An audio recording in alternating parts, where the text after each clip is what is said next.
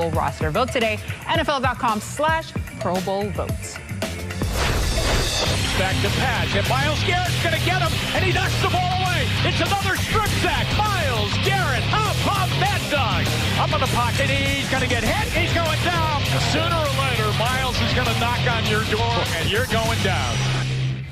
Woo, he's got hands, he's got speed, and he's with us today. Myles Garrett, all the way from Cleveland. Welcome to the show. And before we even start, I want to say a huge congratulations on being named the Browns Man of the Year.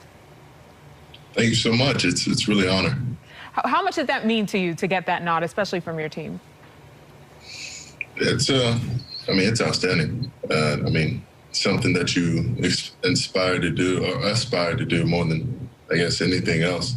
Defensive Player of the Year, that's what you want to do as a defensive player, but as a man and as just a human being, you want to give your best, for everyone around you. And that's just being, this award's being recognized for, doing your absolute best and being a positive influence and change for your community, your people, and your surroundings.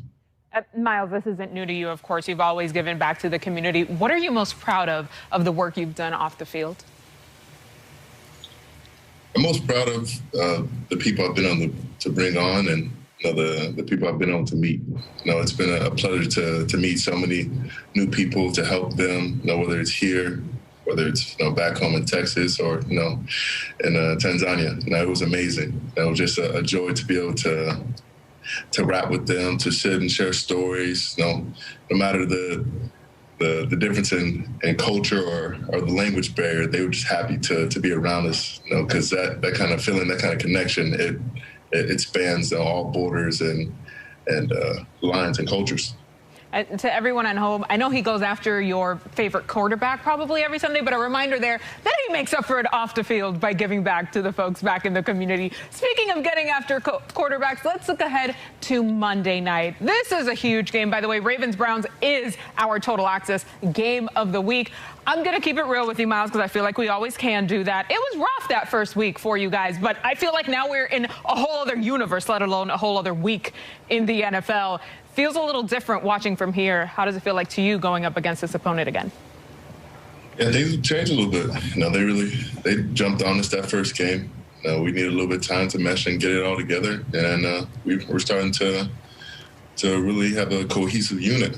And they're bouncing back, and they got a lot of guys back from the previous weeks, and they're still a very tough team and a very aggressive on offense and defense. They're one of the best on both sides of the ball, and it's going to be a great matchup. Don't forget, the Browns have won 4 in a row, if you're keeping track at home. I know I am. Myles, meantime, you have 10.5 sacks this year. We know that Lamar is difficult to defend. What is it that you need to do in order to sack him?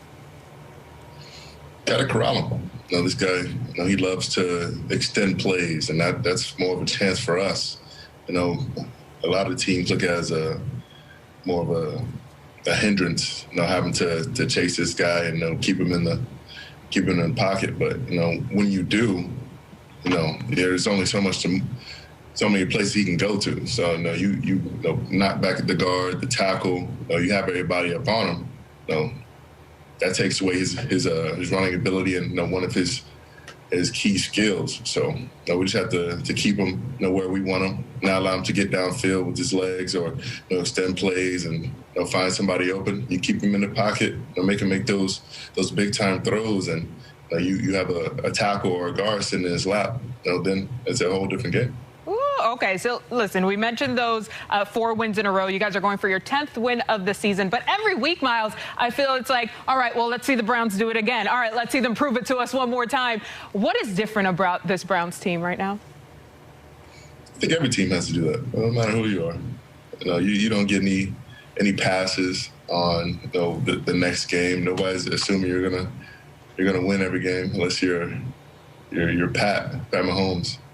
So you go out there, you're trying to prove yourself every time you step out there. Your resume is written every time you step on the field. We're just trying to show that we're the team to beat every time we're out there on Sunday, Monday, or Thursday. Ooh, any day of the week, any given Sunday. In your case this week on Monday night against the Ravens. Myles, thank you so much for joining us. We'll see you. We'll be looking very closely to our Total Access game of the week.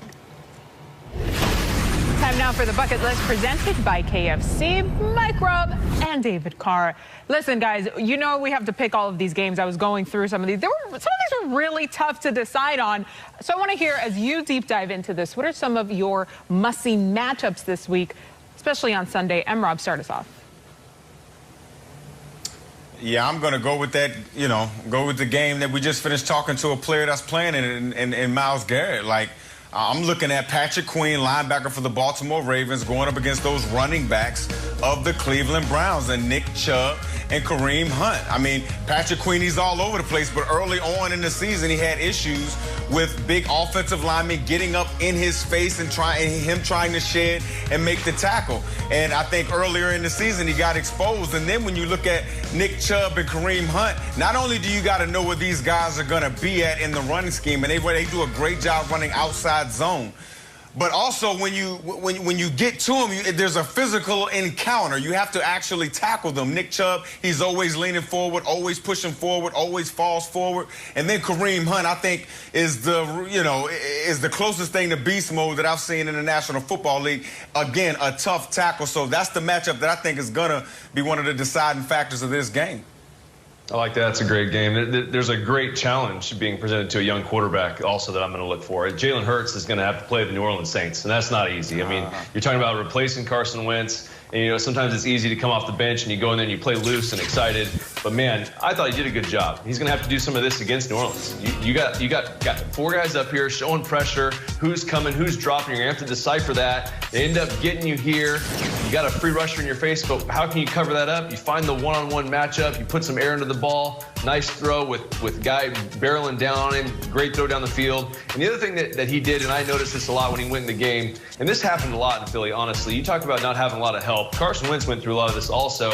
But you got a two-man route, basically, into, 7 guys dropping out. You got some checkdowns there, but you can't panic. And he didn't panic. And he moved around, and he used his legs, stepped up, made a couple guys miss, ended up getting a first down. So if he can do some of that, he's going to have to. Quite honestly, against the Saints, he's going to have a lot on his plate. And if he can utilize his legs, he can make some big throws. He's got a chance to help spark this football team.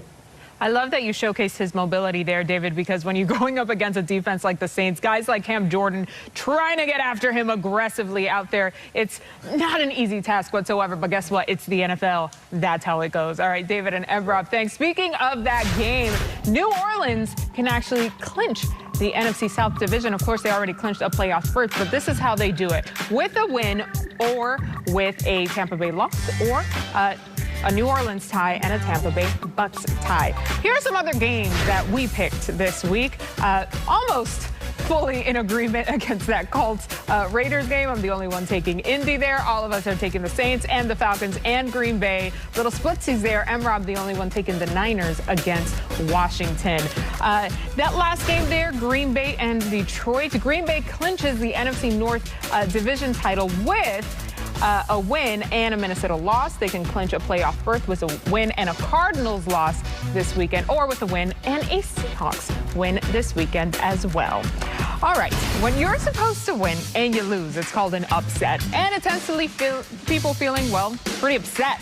But if we didn't warn you that you would be totally upset, then it would be extra upsetting. And we're not about to do that to you. So after the break, 3 favorites on Upset Alert.